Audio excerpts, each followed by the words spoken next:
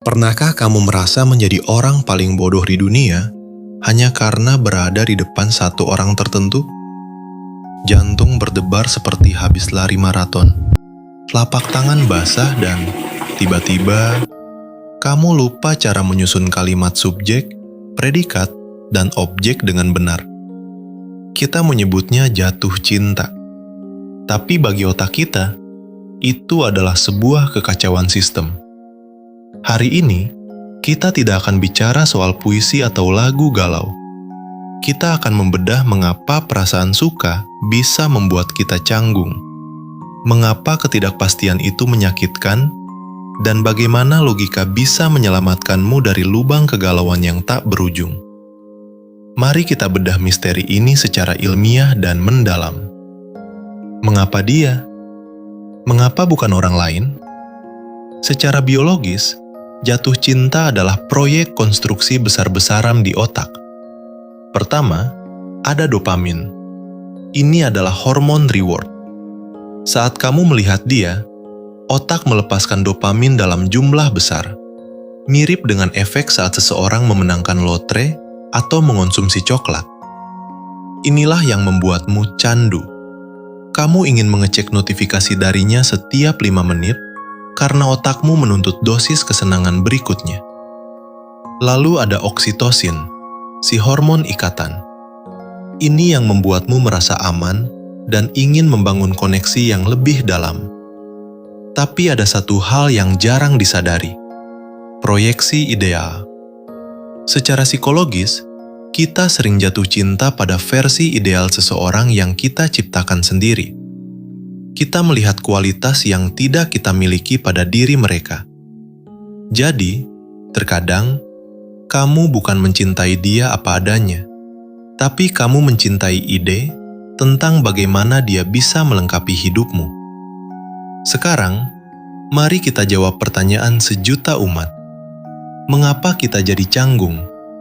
Mengapa kita jadi cupu di depan orang yang paling ingin kita buat terkesan? Jawabannya adalah amigdala. Ini adalah bagian otak yang mengatur rasa takut.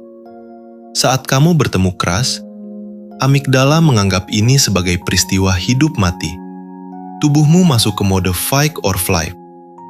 Jantung berdetak kencang agar darah mengalir ke otot, tangan gemetar karena adrenalin meningkat.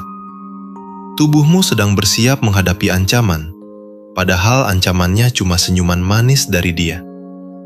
Selain itu, ada masalah beban kognitif. Biasanya, bicara itu otomatis. Tapi saat di depan dia, kamu melakukan self-monitoring yang berlebihan. Otakmu terbagi dua. Satu sisi mencoba bicara, sisi lain sibuk bertanya, suaraku aneh nggak?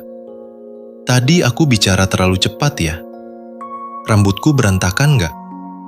Karena RAM di otakmu penuh dengan penilaian diri sendiri, fungsi bicaramu jadi lagging. Akhirnya, kamu gagap, salah tingkah, atau malah menceritakan lelucon garing yang tidak lucu sama sekali. Fase paling melelahkan bukan saat ditolak, tapi saat tidak tahu. Ketidakpastian interpersonal adalah beban mental tertinggi. Mengapa? Karena otak manusia membenci ketidakpastian. Kita lebih suka tahu berita buruk daripada tidak tahu sama sekali. Bagaimana cara menghadapinya secara logis? Kamu butuh data gathering. Berhentilah menggunakan confirmation bias. Jika dia membalas chatmu setelah 10 jam, jangan berpikir, mungkin dia sedang sibuk kerja demi masa depan kami. Lihat datanya secara objektif. Seseorang yang tertarik akan memberikan investasi waktu. Cobalah low stakes testing. Jangan langsung menyatakan cinta sehidup semati. Itu terlalu berat. Coba lempar topik yang sedikit personal. Jika dia merespons dengan pertanyaan balik, itu adalah data positif. Jika dia hanya menjawab singkat tanpa bertanya kembali, itu adalah sinyal untuk menarik diri sejenak. Jangan tumpahkan semua perasaanmu ke ember yang mungkin sedang bocor. Lalu, Bagaimana cara menghadapinya sebagai orang dewasa yang cerdas? Pertama, turunkan dia dari pedestal. Berhenti menganggap dia manusia sempurna tanpa celah. Dia juga bisa sakit perut, dia juga punya ketakutan, dan dia juga bisa melakukan kesalahan. Saat kamu melihatnya sebagai manusia biasa, beban kognitifmu akan berkurang. Kedua, kelola dopaminmu.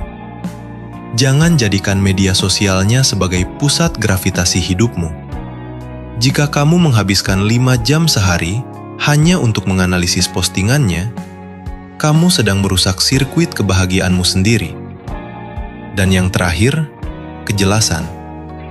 Banyak orang takut jujur karena takut ditolak. Tapi ingat ini, penolakan adalah bentuk efisiensi waktu. Lebih baik sakit hati selama 2 minggu karena ditolak, daripada membuang waktu 2 tahun terjebak dalam harapan palsu yang kamu bangun sendiri. Penolakan bukan berarti kamu tidak berharga.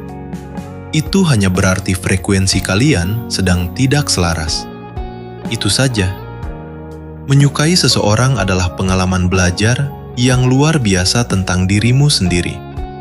Kecanggunganmu adalah bukti bahwa kamu punya empati dan rasa peduli. Jangan habiskan energimu untuk menebak-nebak masa depan yang belum terjadi. Fokuslah menjadi versi terbaik dari dirimu. Karena pada akhirnya, orang yang tepat akan tertarik pada cahaya yang kamu pancarkan saat kamu sedang sibuk mencintai dirimu sendiri.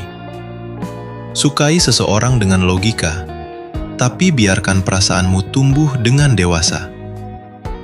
Jadi, menurut kalian gimana? Lebih baik memendam perasaan selamanya demi menjaga pertemanan, atau mending jujur aja meskipun risikonya kehilangan? Tulis pendapat cerdas kalian di kolom komentar di bawah. Saya akan ikut berdiskusi di sana. Jangan lupa like, subscribe, dan share video ini ke temanmu yang lagi galau berat. Sampai jumpa di bedah logika berikutnya.